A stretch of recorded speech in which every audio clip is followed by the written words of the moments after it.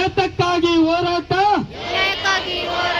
ಏತಕ್ಕಾಗಿ ಹೋರಾಟ, ಬೇಕೇ ಬೇಕು, ಬೇಕೇ ಬೇಕು. ಕೃಷಿ ಉಳಿಸಿ, ಕೃಷಿ ಉಳಿಸಿ. ಅವೈಜ್ಞಾನಿಕವಾಗಿ ಭೂ ಸ್ವಾಧೀನ ಮಾಡಿರ್ತಕ್ಕಂಥ ಕೆಡಿಬಿಗೆ ಹೇಳಿ, ಕೆಡಿಬಿ ಅಧಿಕಾರಿಗಳಿಗೆ, ಅವೈಜ್ಞಾನಿಕವಾಗಿ ನೋಟಿಫಿಕೇಶನ್ ನೋಡ್ತಿರ್ತಕ್ಕಂಥ ಕೆಡಿಬಿ ಅಧಿಕಾರಿಗಳಿಗೆ ಬೇಕೇ ಬೇಕು. ಎಲ್ಲಿಯವರೆಗೂ ಹೋರಾಟ? ಸರ್ಕಾರಕ್ಕೆ ವರದಿಯನ್ನ ಕೊಡ್ದೀರ ಅವೈಜ್ಞಾನಿಕವಾಗಿ ಬರಡು ಭೂಮಿ ಅಂತೇಳಿ ಕೊಟ್ಟಿರೋದ್ರಿಂದ ಇವತ್ತು ಫಲವತ್ತಾದ ಯೋಗ್ಯವಾದ ರೈತರ ಭೂಮಿಯನ್ನ ಸರ್ಕಾರ ಇವತ್ತು ನೋಟಿಫಿಕೇಶನ್ ಕೊಟ್ಟಿರ್ತಕ್ಕಂಥದ್ದನ್ನ ಹಿಂಪಡಿಬೇಕು ಅಂತೇಳಿ ಎಲ್ಲ ರೈತರು ಸುಮಾರು 1 ವರ್ಷಗಳ ಕಾಲ ತಾಲೂಕಿನೆಲ್ಲ ಹೋರಾಟ ಮಾಡಿಕೊಂಡು ಇವತ್ತು ರಾಜ್ಯದ ರಾಜಧಾನಿಗೆ ಬಂದಿದ್ದೀವಿ. ಈ ಒಂದು ಕಾರ್ಯಕ್ರಮದಲ್ಲಿ ನಮ್ಮ ಶಾಸಕರಾದಂತಹ ಶಿವಣ್ಣ ಅವರು, ವಿಧಾನ ಪರಿಷತ್ ಸದಸ್ಯರಾದಂತಹ ಗೋಪಿನಾಥ್ ರೆಡ್ಡಿ ಅವರು, ಬೊಮ್ಮಲ್ನ ಮಾಜಿ ಅಧ್ಯಕ್ಷರು, ಹಾಲಿ ನಿರ್ದೇಶಕರಾದಂತಹ RK ರಮೇಶ್ ಅವರು, ಈ ಎಲ್ಲರ ನೇತೃತ್ವದಲ್ಲಿ ಕೆಸಿ ನಮ್ಮ ದೇವರಾಜ್ ಅವರು, ಜಿಲ್ಲಾ ಪಂಚಾಯತ್ ಮಾಜಿ ಸದಸ್ಯರಾದಂತಹ ಜಯಪ್ರಕಾಶ್ ಅವರು, ಮತ್ತೆ ಮಂಡಲ ಬಿಜೆಪಿ ಅಧ್ಯಕ್ಷರಾದಂತಹ ಮಾಜಿ ಅಧ್ಯಕ್ಷರಾದಂತಹ ಶಂಕರ್ ಅವರು, SRT ಅಶೋಕ್ ಅವರು, ಹಿರಿಯ ಹೋರಾಟಗಾರರು ಕೃಷಿಕರಾದಂತಹ ಚಂದ್ರಾರೆಡ್ಡಿ ಅವರು, ಇನ್ನೂ ಹಲವಾರು, ಮತ್ತೆ SRT ಅಶೋಕ್ ಅವರು, ರಘು ಅವರು, ಮತ್ತೆ ಹಲವಾರು ಜನ ಗ್ರಾಮ ಪಂಚಾಯತ್ ಅಧ್ಯಕ್ಷರು, ನಮ್ಮ ವಿಶ್ವನಾಥ್ ರೆಡ್ಡಿ ಅವರು, R ಕೃಷ್ಣಾರೆಡ್ಡಿ ಅವರು, ನಮ್ಮ ಬ್ಲಾಕ್ ನ ಉಪಾಧ್ಯಕ್ಷರಾದಂತಹ ನಮ್ಮ ರಾಜಾರೆಡ್ಡಿ ಅವರು, ಎಲ್ಲರೂ ಆದಿಯಾಗಿ ಇವತ್ತು ನಮ್ಮೆಲ್ಲ ಮಹಿಳೆಯರು ಆದಿಯಾಗಿ ಇವತ್ತು ಗ್ರಾಮ ಪಂಚಾಯತಿ ಪ್ರತಿನಿಧಿಗಳು ಆದಿಯಾಗಿ ಇಲ್ಲಿ ಬಂದಿದ್ದೀವಿ. ಬಹಳ ಜನ ಇಲ್ಲಿ ಬೆಳಗ್ಗೆಯಿಂದ ನಾವು ಹೋರಾಟ ಮಾಡ್ತಾ ಇದ್ದೀವಿ.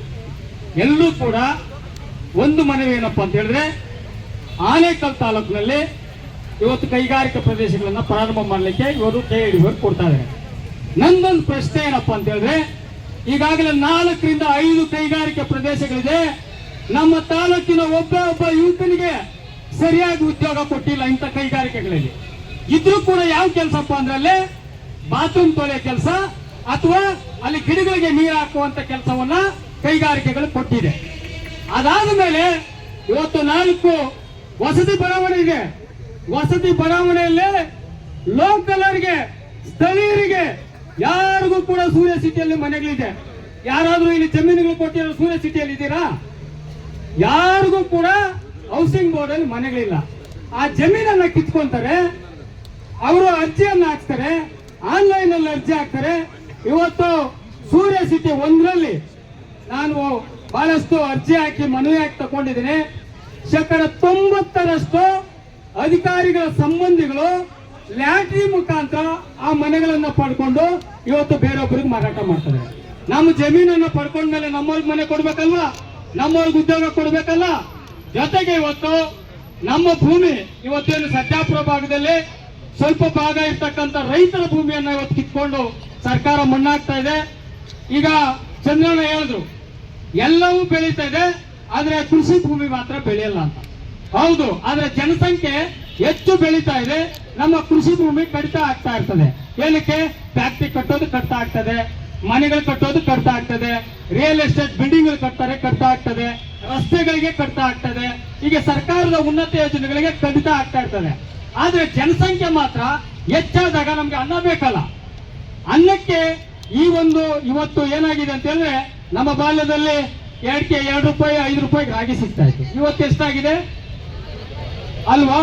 ಹಾಗಾಗಿ ಇವತ್ತು ಎಲ್ಲವೂ ಕೂಡ ಈ ಜಮೀನುಗಳನ್ನ ಉಳಿತಕ್ಕಂಥ ಜಮೀನು ಇದ್ರೆ ಆಮೇಲೆ ನಾವೊಂದು ಯೋಚನೆ ಮಾಡ್ಬೇಕು, ಸರ್ಕಾರಗಳು ಯೋಚನೆ ಮಾಡ್ಬೇಕು.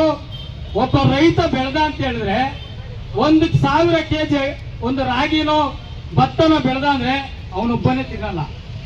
ಅವನೇನ್ ಮಾಡ್ತಾನೆ? ಬೆಳೆದಂತವನು ಅವನ ಜೀವನಾಧಾರಕ್ಕೆ, ಅವನ ಕುಟುಂಬ ಆಧಾರಕ್ಕೆ ಇಟ್ಕೊಂತಾನೆ. ತದಾದ್ಮೇಲೆ ತನ್ನ ಜೀವನಕ್ಕೆ ಮಾರಾಟವನ್ನ ಮಾಡ್ತಾನೆ, ಇತರರಿಗೂ ಅನ್ನ ಕೊಡ್ತಾನೆ. ತದನಂತರ ಬೆಳೆದಂತ ಸಂದರ್ಭದಲ್ಲಿ ಪ್ರಾಣಿ ಪಕ್ಷಿಗಳಿಗೂ ಕೂಡ ಆಹಾರವನ್ನು ಒದಗಿಸ್ತಕ್ಕಂಥ ಯಾರಾದ್ರೂ ಇದ್ರೆ ರೈತ ಮಾತ್ರ. ಇವತ್ತು ಸರ್ಕಾರಗಳು ಏನಾದ್ರೂ ನಮ್ಗಳಿಗೆ ಬೇರೆ ಬೇರೆ ಸೌಕರ್ಯಗಳನ್ನ ಕೊಡ್ತದೆ, ಆದ್ರೆ ಭಾರತ ದೇಶ ಅತಿ ವೇಗವಾಗಿ ಬೆಳೀತಕ್ಕಂಥ ದೇಶದಲ್ಲಿ ನಾವು ಮುಂದಿನ ದಿನಗಳಲ್ಲಿ ನಮ್ಮ ಆಹಾರ ಪದ್ಧತಿಗಾಗಿ ಕ್ರಾಂತಿಗಳಾಗ್ತದೆ. ಈ ಹಿಂದೆ ಹಲವಾರು ಕ್ರಾಂತಿಗಳಾಗಿದೆ ಭಾರತ ದೇಶದಲ್ಲಿ, ಆದ್ರೆ ಮುಂದಿನ ದಿನಗಳಲ್ಲಿ ಅನ್ನಕ್ಕಾಗಿ ಕ್ರಾಂತಿ ಈಗಾಗಲೇ ಶುರುವಾಗಿದೆ. ಈಗಾಗಲೇ ಕೂಡ ಬೆಳೀತಕ್ಕಂಥ ಪ್ರಮಾಣ ನಮ್ಮಲ್ಲಿ ಕಡಿಮೆ ಆಗಿದೆ. ಈ ಬೆಳೀತಕ್ಕಂಥ ಪ್ರಮಾಣಕ್ಕೆ ಸರ್ಕಾರಗಳು ಕೃಷಿಗೆ ರೈತರಿಗೆ ಉತ್ತೇಜನ ನೀಡಬೇಕು. ನಾವು ಜೈ ಜವಾನ್ ಜೈ ಕಿಸಾನ್ ಅಂತೀವಿ ಹೆಸರಿಗೆ ಮಾತ್ರ.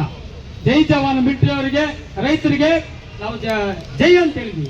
ಆದ್ರೆ ಸರ್ಕಾರಗಳು ಕೃಷಿಗೆ ಯಾವ ಒತ್ತನ್ನ ಕೊಡ್ಬೇಕೋ ಕೊಡ್ತಾ ಇಲ್ಲ. ಇವತ್ತು KEDB ಅಂತ ಅವೈಜ್ಞಾನಿಕ ಅಧಿಕಾರಿಗಳು, ಒಬ್ಬ ನಾನು ಬಹಳ ಕಠಿಣವಾಗಿ ಹೇಳ್ತೀನಿ, ನಮ್ಮ ಆನೇಕಲ್ ತಾಲೂಕಿನಲ್ಲಿ ಏನು ಸರ್ವೆ ಮಾಡಿದಂತ ಒಬ್ಬ ಅಯೋಗ್ಯ ಇದಾನಲ್ಲ, ಯಾವ ಅಯೋಗ್ಯ ಇದಾನಲ್ಲ ಸರ್ವೆ ಇಲಾಖೆಯಲ್ಲಿ, ಅವನು ಏನಂತ ಕೊಟ್ಟಿದ್ದಾನೆ ಅಂದ್ರೆ ಇದು ಬರಡು ಭೂಮಿ ಅಂತೇಳಿ ಅವನು ಅಯ್ಯಕ್ಕೆ ಕೊಟ್ಟಿದ್ದಾನೆ. ಯಾಕೆ ವಿಚಾರ ಹೇಳ್ತೇನೆ ಅಂತ ಹೇಳಿದ್ರೆ, ನಮ್ಮ ಸನ್ಮಾನ್ಯ ಶಾಸಕರು ವಿಧಾನಸೌಧದಲ್ಲಿ ನಮ್ಮ ವಿಚಾರವನ್ನ ಮಾತಾಡ್ತಕ್ಕಂಥ ಸಂದರ್ಭದಲ್ಲಿ ಸನ್ಮಾನ್ಯ ಏನು ಸಚಿವರು ಒಂದು ಉತ್ತರವನ್ನು ಕೊಡ್ತಾರೆ. ಏನಂತ ಹೇಳಿದ್ರೆ, ನಾವು ವಶಪಡಿಸಿಕೊಂಡಿರ್ತಕ್ಕಂಥ ಜಾಗ ಉತ್ತರವನ್ನು ಕೊಡ್ತಾರೆ ಮಂತ್ರಿಗಳು. ನಾನು ಅದನ್ನ ಓದಿದ್ದೇನೆ. ಇದೇ ಶಾಸಕರು ಅವರನ್ನ ಪ್ರಶ್ನೆ ಕೇಳಿದಾಗ, ನೀವು ಆನೇಕಲ್ ತಾಲೂಕಿನಲ್ಲಿ ಕೃಷಿ ಜಮೀನನ್ನ, ರೈತರ ಜಮೀನನ್ನ ಒತ್ತುವರಿ ಮಾಡ್ತಕ್ಕಂಥದಕ್ಕೆ ವಿರೋಧ ಇದೆ, ನೀವು ದಯಮಾಡಿ ಬಿಡಿ ಅಂದಾಗ HK ಪಾಟೀಲ್ ಅವರು ಏನ್ ಮಾಡ್ತಾರೆ, ಉತ್ತರ ಕೊಡ್ತಾರೆ. ಏನಂತ ಕೊಡ್ತಾರೆ ಅಂದ್ರೆ, ಸ್ವಾಮಿ ಅದು ಬರಡು ಭೂಮಿ ಅಂತ. ಇವನು ಯಾವನ ಒಬ್ಬ ಸರ್ವೆ ಇಲಾಖೆ ಅಯೋಗ್ಯ ಮಾಡಿದ್ರಿಂದ ಇವತ್ತು ಸಾವಿರಾರು ಜನರ ಬದುಕನ್ನ ನಾಶ ಮಾಡ್ತಕ್ಕಂಥ ಇದು ಪ್ರಕ್ರಿಯೆ ಆಗಿದೆ. ಈಗಾಗಲೇ KEDBಯ ಏನು ಜಿಲ್ಲಾಧಿಕಾರಿಗಳು ಬಂದಿದ್ದಾರೆ. ದಯಮಾಡಿ ಇವತ್ತಿನ ಆನೇಕಲ್ ತಾಲೂಕು ಬೆಂಗಳೂರಿನ ರಾಜಧಾನಿಗೆ ಕೂಗಲ್ತಿರ್ತಕ್ಕಂಥದ್ದು, ಮತ್ತೆ ಇಡೀ ಆನೇಕಲ್ ತಾಲೂಕು ಬೆಂಗಳೂರಿಗೆ ಒಂದು ದೊಡ್ಡ ಶಕ್ತಿಯನ್ನ ಕೊಡ್ತಕ್ಕಂಥದ್ದು. ಒಂದು ವೇಳೆ ಈ ರೈತರ ಜಮೀನುಗಳನ್ನ ನೀವು ಕುತ್ಕೊಂಡು ತುಗುಲಕ್ ಸರ್ಕಾರ ಮಾಡಿದ್ರೆ ಮುಂದಿನ ದಿನಗಳಲ್ಲಿ ಈ ಸರ್ಕಾರ ನೀಡಲಿಕ್ಕೆ ಮತ್ತೆ ಒಂದು ಕ್ರಾಂತಿ ಕೂಡ ಆಗ್ತದೆ. ನಾವು ಯಾರಪ್ಪನ ಜಮೀನನ್ನ ಕೇಳ್ತಾ ಇಲ್ಲ, ನಮ್ ಜಮೀನುಗಳನ್ನ ನಮ್ ತಾತ ನಮ್ ಮುತ್ತಾತ ನಾವು ಅನುಭವಿಸ್ತಕ್ಕಂಥ ಜಮೀನನ್ನ ಕೊಡಿ ಅಂತ ಹೇಳ್ತಾ ಇದೀವಿ. ನಿಮ್ಮಪ್ಪನ ಜಾಗ ಅಲ್ಲ. ನೀವು ಈಗಾಗಲೇ ಏನಾದ್ರೂ ಮಾಡ್ಬೇಕಾದ್ರೆ ಪಾಟೀಲ್ ಸಾಹೇಬ್ರಿಗೆ ಹೇಳ್ತೀನಿ ನಾನು, ಉತ್ತರ ಕರ್ನಾಟಕದಲ್ಲಿ ಬಹಳಷ್ಟು ಬರಡು ಭೂಮಿಗಳಿದೆ, ನಿರುದ್ಯೋಗ ಸಮಸ್ಯೆ ತಾಂಡವಾಡ್ತಾ ಇದೆ. ಇವತ್ತು ನಮ್ಮ ದೇಶ, ನಮ್ಮ ತಾಲೂಕಿನಲ್ಲಿ ಯಬ್ಗೋಡಿ ಅಂತ ಗ್ರಾಮದಲ್ಲಿ ಇಡೀ ವಿಶ್ವದ ಜನ ಇದ್ದಾರೆ. ರಾಜ್ಯದ ಜನ ಅಲ್ಲ, ದೇಶದ ಜನ ಅಲ್ಲ, ಇಡೀ ವಿಶ್ವದ ಜನ ಯಾವ ಉತ್ತಕ್ಕಾಗಿ ಬಂದಿದ್ದಾರೆ, ಅಲ್ಲಿ ಕೈಗಾರಿಕೆಗಳಲ್ಲಿ ಅನ್ನ ಸಂಪಾದನೆ ಮಾಡ್ಲಿಕ್ಕೆ ಬಂದಿರ್ತವೆ. ಹಾಗಾಗಿ ನಮ್ಮ ಏನು ಹೋರಾಟ ಇದೆ, ಬೆಂಗಳೂರಿನ ಹತ್ತಿರದಲ್ಲಿದ್ದೀವಿ. ಮುಂದೆ ನಮ್ಮ ರಮೇಶ್ ಅಣ್ಣ ಹೇಳಿದ್ರು, ಮುಖ್ಯಮಂತ್ರಿ ಮನೆಗೂ ಮುತ್ತಿಗೆ ಹಾಕೋದೆ, ವಿಧಾನಸೌಧಕ್ಕೂ ಮುತ್ತಿಗೆ ಹಾಕೋದೆ, HK ಪಾಟೀಲ್ ಮನೆಗೂ ಮುತ್ತಿಗೆ ಹಾಕೋದೆ. ನಾನು ನಮ್ಮ ಹಿರಿಯರು ಮತ್ತೆ ಮುಂದೆ ಮಂತ್ರಿ ಕೂಡ ಆಗ್ತಾರೆ ನಮ್ಮ ಶಾಸಕರು. ಒಂದು ವೇಳೆ ಅಲ್ಲೆಲ್ಲ ಆಗಿಲ್ಲ ಅಂದ್ರೆ ಈ ಪೆಂಡಲ್ ಅನ್ನ ಶಿವಣ್ಣವ್ರ ಮನೆ ಮುಂದೆ ಪೆಂಡಲ್ ಹಾಕಿ ನಾವು ಅಲ್ಲೇ ಶಿವಣ್ಣವರೇ ಊಟ ಹಾಕ್ಬೇಕು, ನಮ್ಗೆ ಅವ್ರು ನಮ್ ನ್ಯಾಯ ತೋರಿಸ್ಬೇಕು ಅಂತ ಹೇಳ್ತಾ ಇವತ್ತು ಅವ್ರು ನಮ್ ಜೊತೆಗಿರೋದಕ್ಕೆ ಮತ್ತೆ ನಮ್ಗೆ ಅವ್ರು ಸಾಥ್ ಕೊಡ್ತಾ ಇದ್ದಾರೆ. ಯಾಕಂದ್ರೆ ಸರ್ಜಾಪುರದ ಹೋರಾಟದಲ್ಲಿ ಇದ್ರು, ಎಲ್ಲ ಹೋರಾಟದಲ್ಲಿ ಶಿವಣ್ಣವ್ರು ಇದ್ದಾರೆ. ಇವತ್ತು ಅವರು ಸರ್ಕಾರದ ಪ್ರತಿನಿಧಿ ಆಗಿದ್ರು ಕೂಡ ಸರ್ಕಾರದಲ್ಲಿ ಏನಾದ್ರೂ ಆಗ್ಲಿ ನಾನು ರೈತರ ಪರವಾಗಿ ಇರ್ತೀನಿ ಅಂತೇಳಿ ಇವತ್ತು ಬಂದಿದ್ದಾರೆ, ಅಧಿಕಾರಿಯನ್ನು ಕೂಡ ಕರೆಸಿದ್ದಾರೆ. ಹಾಗಾಗಿ ಮುಂದಿನ ದಿನಗಳಲ್ಲಿ ಆಗ್ತಕ್ಕಂಥ ಎಲ್ಲ ಹೋರಾಟಗಳಿಗೆ ಅವ್ರ ಬೆಂಬಲ ಇರ್ತದೆ. ನಾವು ಬೆಂಗಳೂರಿನಲ್ಲಿ ಹೋರಾಟ ಮಾಡೋದಕ್ಕೆ ಮತ್ತೆ ಮುಂದಿನ ದಿನಗಳಲ್ಲಿ ನಿಮ್ಮನೆ ಹತ್ರ ನಾವು ಕುತ್ಕೊಂತೀವಿ, ನೀವೇ ಅನ್ನ ಕೊಡ್ಬೇಕು, ನೀವೇ ಜಮೀನನ್ನು ಬಿಡಿಸ್ಬೇಕು ಅಂತ ಹೇಳ್ತಾ, ಬಲೋ ಭಾರತ್ ಮಾತಾ ಕಿ, ಬಲೋ ಭಾರತ್ ಮಾತಾ ಕಿ.